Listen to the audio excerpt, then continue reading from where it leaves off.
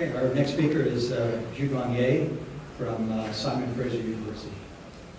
Thank you, Henry, for the introduction. It's been a pleasure to be involved in the organization of this workshop in the last few years. So I'd like to welcome all of you here. And I should thank my co-organizers to schedule my talk also. So I'm talking about some crossover effect between relaxor and ferroelectric, and also relaxor-to-dielectric, especially description of this crossover using the concept of percolation. So this work is mostly done by Jian Zhuang, who was a joint student between Xi'an Jiaotong University and Simon Fraser University. He graduated last year and he's been a faculty member at Xi'an Jiaotong University now. So relaxor has been discussed a lot in this session. I will just give a brief overview of the dynamic of relaxor and the phases, and shows also analysis of the BT-based solid solutions and their effect of mostly crossover from ferroelectric to relaxor effect there. And then discuss a little bit more in detail the biotitanate and dysprosium ferrite, a relatively new solid solution of BT-based, and then describe the percolation effect in BTDF and also other isovalent substitution of the solid solutions.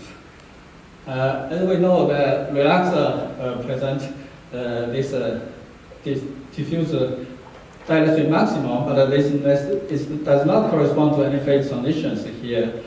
Instead, this is a relaxation dynamic of the dipoles effect. And the appearance of relaxor effect involves two types of the disorder. One is the chemical disorder, we call chemical clusters necessary, and also the dipole disorder. And the interplay between these two kinds of disorder is still not very clear. And we hope our study of the lead 3 relaxor with the percolation effect will help us understand a better interplay between chemical cluster and the dipole cluster. So just summarize the dipole dynamics and the phase sequence in relaxors. In canonical relaxor like PMN, we have the high temperature paraelectric phase really above the Burns temperature, and below Burns temperature there's a dynamic polar region appear which started the ergodic relaxor phase, and at the T star there's a static dipoles start to appear. So that's we still ergodic, but now we have the static dipole. And this dynamic dipoles could freeze out at the TF here, which go into the non-ergodic relaxor phase. So this is a canonical relaxor like a PMN. But in some relaxor materials, after the ergodic phase, this phase can transform spontaneously to a ferroelectric phase where the microscopic domains develop. So here we have the Curie temperature, here is the freezing temperature. And then we describe the relaxor in different ways. This is dielectric permittivity as function temperature frequency. Typically, we all use TF, Tmax. So Tmax, which fit the Vogel-Folger law, no problem. But we found that to more accurately describe the behavior of relaxor, we need to find the static susceptibility, which follows the quadratic law. And in addition, there's a Curie-Weiss law here at high temperature. So satisfaction to these three behaviors allow us to define true relaxor behaviors. So that's what I based on this. These parameters, we use this for further discussion. So I will skip there. So let's take a look at the PT-based solid solutions. There's a lot of work being done in that. I just look at just this reference is at least there's more than of that. So I summarize this result of all this reference. It's the BT-based solid solution. So here you have the BT, and A is the substitution on A side, B is the substitution on B side. So that's both hydrovalent and heterovalent. And on this side we have the only A substitutions. The B side is still titanium. So this is the temperature of the TC or Tmax, etc. This is the composition in this solid solution. So what typically we see that the TC of the biotitanium drop very quickly as soon as you put another second member of the solid solution. And this drop depends on the nature of the element you put on. When it's the isovalent, this is a little bit less steep. When it's heterovalent, it's drop very quickly. And the stars here mark the crossover from relaxer, from ferroelectric phase on the left-hand side and the relaxer phase on the right-hand side. So you can see also that heterovalent substitution lead to a crossover from ferroelectric to relaxer at a very low concentration, while the isovalent substitution like BZT that's been discussed before, that shows a concentration of the crossover concentration a little higher. And if the substitution is only on A side, typically we don't see this crossover to relaxer effect. Only ferroelectric and the TC drop continuously like that. So we can see that the B side substitution plays a crucial role for the appearance of relaxer in BT-based solid solutions. So this is related to the nature of the titanium and the zirconium that will be discussed in the previous talk. So we know that titanium is a ferroelectric active ions, and because of the hybridization between 3D and 2p of oxygen states. So at high temperature, even at high temperature, this is both a simulation result and experimental result. See, the titanium is can flip among the equivalent states. There's a potential well here. And zirconium, in other words, is more disorder. It's vibrating around the central position. So that's the phonon mode. Here is the relaxation behavior there. So these two different very nature of the zirconium titanium make the BZT very interesting. So when you introduce the zirconium in PT, we break down the long range ferroelectric order and then induce the relaxer states there. So now let's do another heterovalent system in more detail before we'll go back to the hydrovalent system again. So overall, the BT-based solid solution has been discussed in previous talk. So we make a solid solution with substituting with dopant, or actually it should be substituent, and we can tune the strength of the random field depending the element we choose. So if we use non-ferroactive ions, we favor the state of relaxer, and that's a crossover from ferroelectric relaxer. And especially if we have the heterovalent substitution, like in this case, we use dysprosium on the A side, iron 3+ on the B side. So we really make a heterovalent substitution on both A and B side. In this case, we expect that this should create a very strong quenched random electric field that will trigger relaxer states at a relatively low concentration of dysprosium ferrite. So that's what we made, and it's just relatively new compared with the other solid solution. So we can see that the solid solution can exist to about 20% solubility, and there's a transformation from tetragonal to a pseudo-cubic phase that can cross over here. This represents the percentage of the dysprosium ferrite, 1%, 2%, 3%. We can see the TC decreases, and then the other two-phase transition disappears. And then when the dysprosium ferrite concentration is higher, and we can see the peak become broader, and then we will see the dielectric relaxation appearing after it's around 8 or 10% of dysprosium ferrite. So this is a result, and then we did a detailed analysis of the characteristic parameters, especially the TC and the Tmax transformation. We can see that at the low dysprosium ferrite, with 4%, we have a ferroelectric state. And when the dysprosium ferrite concentration increases 6%, the peak becomes broader, and then it's even broader, and then it becomes this dispersion introduced. And so this is a relaxer state with typical relaxer. And if the dysprosium concentration is higher than 20%, for example, we don't even have the relaxer behavior here. So we said this state is correspond to a pure simple dielectric state. So we actually have two crossovers. One is the from ferroelectric to relaxer at about 8% of the dysprosium ferrite. And then if the dysprosium ferrite concentration is higher, then there's another crossover from relaxer to a simple dielectric. So that's just the thing. And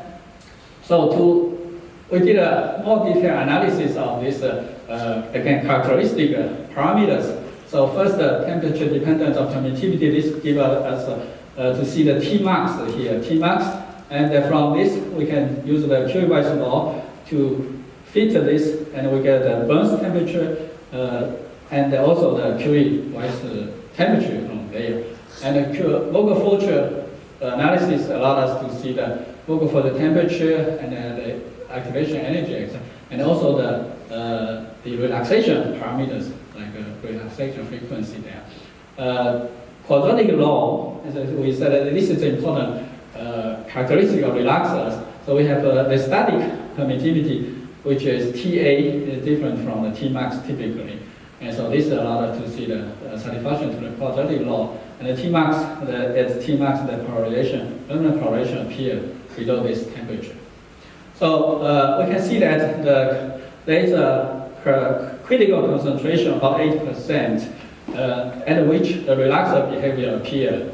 And so let's see the percolation effect in this relaxer and the crossover. So we know that percolation in relaxer has been studied before. For example, in BST, when the compositionally ordered BST, almost ordered, we can see that there's a percolation threshold that was found for the polar phase concentration. This is by light scattering.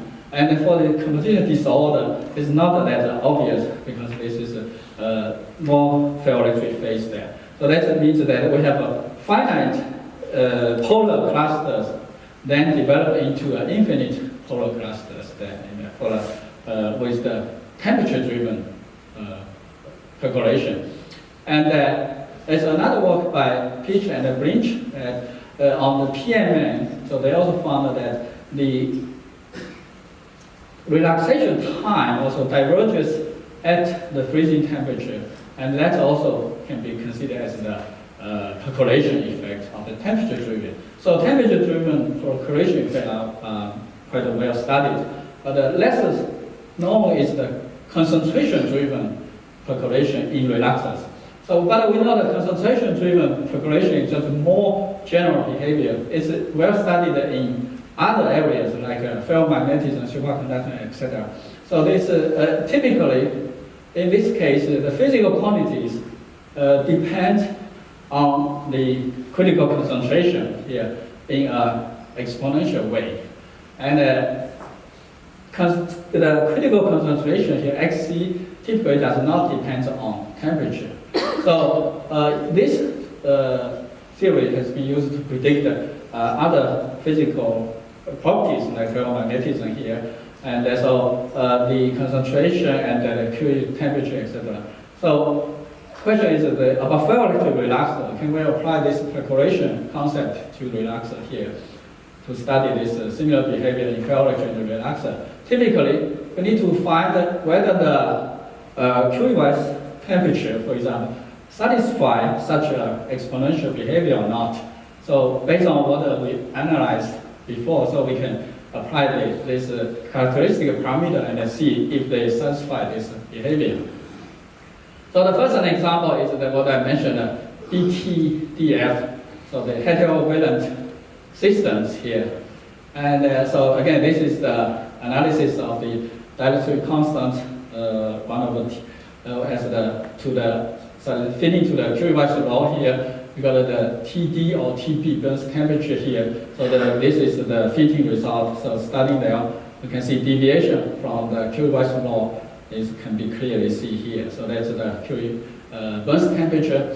And so we see that fitting the Curie-Weiss temperature from this, and we plot this Curie-Weiss temperature as a function of the concentration. We can see that the red line, actually the black dot are the data, and the red line is the fitting of this to this equation. So we can see that this is fit well to this critical behavior with this exponent of about 0.5, and the critical concentration is about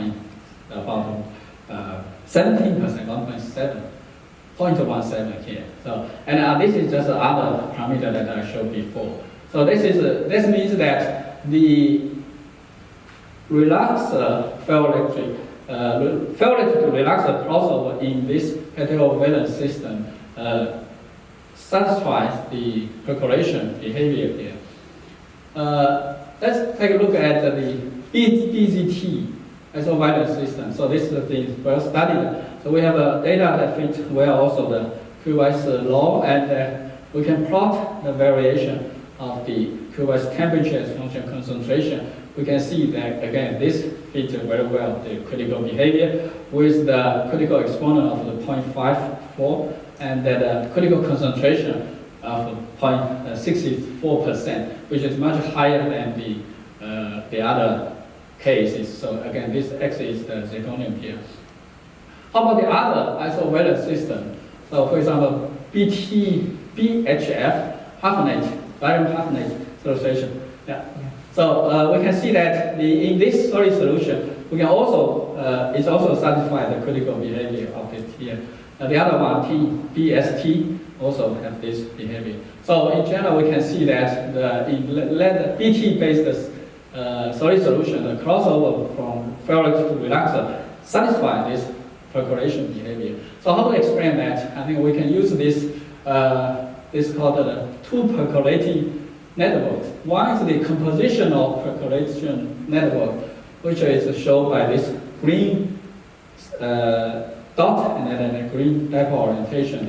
So this area are connected titanium, which are ferroelectric active. That's why there's a dipole here, and this will develop to percolation when there's a threshold the concentration of the Xc.